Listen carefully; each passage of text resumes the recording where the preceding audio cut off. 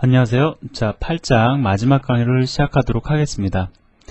자, 일단 바로 예제를 보도록 하죠. virtual dest.cpp라는 예제를 보고 나서 그냥 이야기를 하도록 하겠습니다.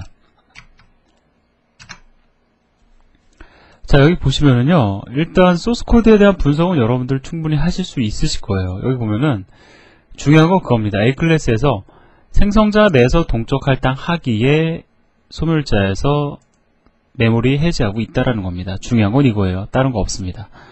자, 마찬가지로 B 클래스의 생성자 내에서 동적 할당하기에 소멸자에서 메모리 해제하고 있다라는 것, 이 사실이 중요한 거예요. 자, 그러면 우리가 상속 얘기하면서 제가 여러분들에게 말씀을 드렸지만, 이 경우에 B 클래스 객체가 소멸될 때 소멸자가 어떻게 호출된다고요? B 클래스의 소멸자도 호출이 되지만 A 클래스의 소멸자도 호출이 된다라고 제가 말씀을 드렸죠.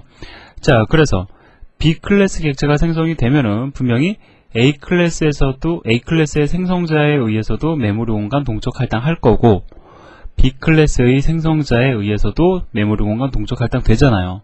그런데 두 군데에서 할당된 메모리 공간이 자, 이렇게 각각의 소멸자에 의해서 적절히 해제가 될 겁니다. 그렇기 때문에 우리가 전혀 신경을 안 써도 되는데, 문제는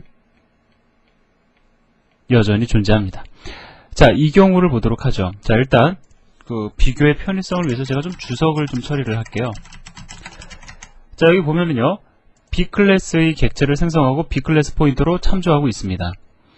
자, 중요한 거는 B 클래스의 객체가 생성되는 과정에서 B 클래스의 생성자뿐만 아니라 A 클래스의 생성자도 호출이 된다라는 거잖아요.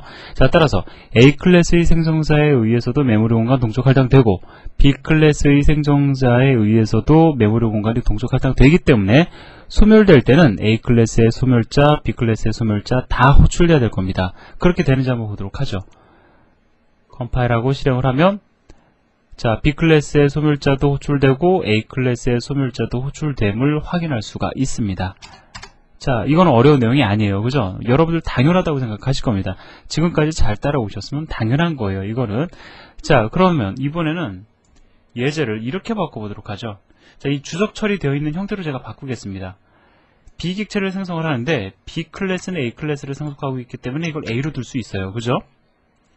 자, 요거 하나만 딱 바꿔준 겁니다. 포인터만 바꿔줬어요. 포인터의 타입만 달라졌습니다. 컴파일을 하고, 자, 실행을 해보면, 자, 중요한 사실.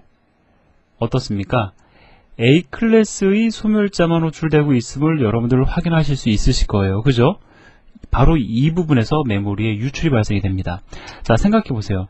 이 경우에는 여기서 비록 포인터는 A 클래스의 포인터로 참조를 하지만 생성되는 객체는 B 객체이기 때문에 A 클래스에 의해서도, 즉 이 부분이죠.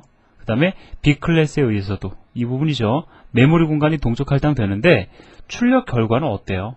보면은 A 클래스 소멸자만 호출되잖아요. 따라서 객체가 소멸될 때 A 클래스 내에서 동적 할당한 메모리 공간은 반환되지만은 얘는 반환되지 않을 거다라는 겁니다.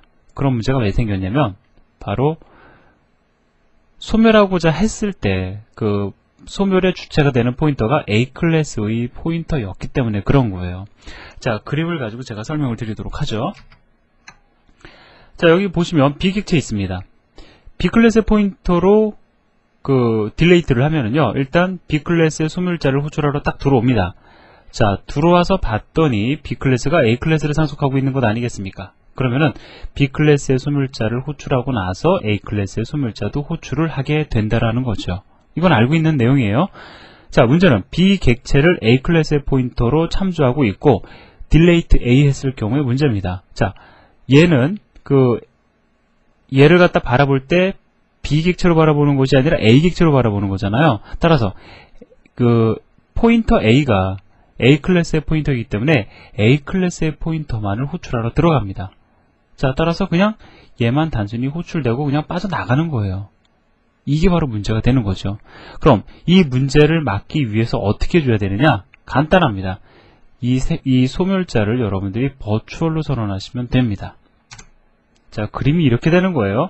앞에 그림하고 거의 비슷합니다. 차이가 나는 부분은 버추얼이라는 키워드가 들어간 상태예요. 자, 그러면 딜레이트 A 하면은 소멸자 호출하러 들어가죠. 들어갔더니 얘는 뭐라고 선언되어 있습니까? 가상이래요. 존재하지 않는 거랍니다. 그러면은 이 경우에는 사실 우리가 약간의 의미가 좀 틀려요. 오버라이딩 얘기했을 때는 같은 이름에 얘를 오버라이딩 하고 있는 함수가 대신 호출되는 거잖아요. 근데 소멸자를 오버라이딩 한다. 이건 말이 안 되는 거지 않습니까? 이 경우에는요, A 클래스를 상속하고 있는 B 클래스의 소멸자가 대신 호출되는 겁니다. 이건 그냥 그 특성 그 자체를 받아들이세요. 자, 그리고 나서 B 클래스의 소멸자는 가만 봤더니 B 객체가 A 객체를 A 클래스를 상속하고 있죠. 따라서 A 클래스의 소멸자도 또다시 이어서 호출을 하게 되는 겁니다. 결론은 그거예요. 이 과정을 여러분들 이해하셔도 좋지만 간단하게 생각하셔도 됩니다. 앞에서 제가 여러분들에게 말씀드린 문제 이해하시겠죠? 문제점 무엇인지 이해하시겠죠? 그 문제를 해결하기 위해서는 소멸자도 버추얼로 선언해라. 이것이 바로 결론입니다. 자, 근데 우리 인플로이 프로블럼 같은 경우에는요, 생성자 내에서 동적 할당을 안 하기 때문에 소멸자를 정의 안 했어요. 그죠? 그렇기 때문에 버추얼 키워드를 소멸자에다가 일부러 붙여줄 필요는 없는 상황이죠.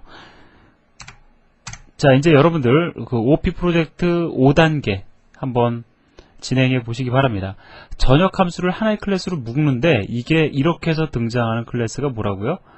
조금 오래돼서 여러분들이 다시 잊으셨을 수도 있는데 컨트롤 클래스라고 제가 한번은 언급을 해드렸습니다. 이것이 프로그램의 전체적인 흐름을 관리하는 클래스가 되는 거예요. 자, 그리고 나서 OOP 프로젝트 6단계는요, 우리가 지금까지 공부했던 상속을 뿐만 아니라 오버라이딩, 그 다음에 버추얼, 즉 다형성의 특성을 적용하시는 건데, 자, 신용계좌라는 클래스와 기부계좌라는 클래스를 하나씩 더 추가적으로 만들어 보시는 겁니다. 근데 우리가 계좌라는 클래스 만들었잖아요. 자, 이 계좌라는 클래스를 상속하는 신용계좌 클래스, 그 다음에 계좌 클래스를 상속하는 기부계좌 클래스, 각각의 클래스들은 이 신용계좌, 그 다음에 기부계좌는 이러한 특성을 지닙니다. 이 특성을 추가로 반영하는 형태로 예제를 한번 변경해 보시기 바랍니다. 이거는 꼭 해보세요. 인플로이 프로블럼보다 사실 이게 더 쉬운 문제거든요. 그렇기 때문에 인플로이 프로블럼을 잘 이해하셨으면 이거는 쉽게 적용을 하실 수가 있습니다. 자, 여기까지 해서 이제 8장이 끝났고요. 여러분들 지금까지 일단 수고 많으셨습니다. 여기까지의 내용이 좀 혼동된다. 그러면 앞으로 진도도 나가지 마시고요. 지금까지의 내용을 강의를 반복해서 들으시는 것도 좋고, 아니면은 이렇게 책을 통해서 계속적으로 반복해서 공부하시는 것도 좋습니다. 진도를 더 나가는 조건은 지금까지의 내용을 잘 이해하셨다라는 전제 조건을 필요로 합니다.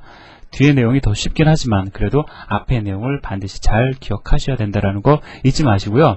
제가 또 잔소리 한 번만 하고서 끝을 내도록 하겠습니다.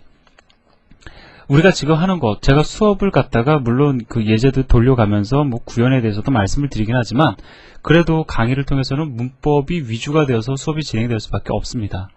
구현에 대한 거는요, 이렇게 여러분들이 직접 과제를 해결해 가면서 경험해 보셔야 돼요. 그래서 이거는 강의를 이렇게 들어가지고 구현에 대한 어떤 스킬이라든가 경험을 갖다가 물론 이렇게 받을 수도 있어요. 하지만 그 단계에 오르기까지는 여러분들이 그냥 일일이 앉아서 코딩해 가시면서 고민해 보셔야 됩니다. 그러기에 이 OOP 프로젝트는 여러분들에게 충분한 고민거리를 안겨다 드릴 거예요. 앞으로도 그렇습니다.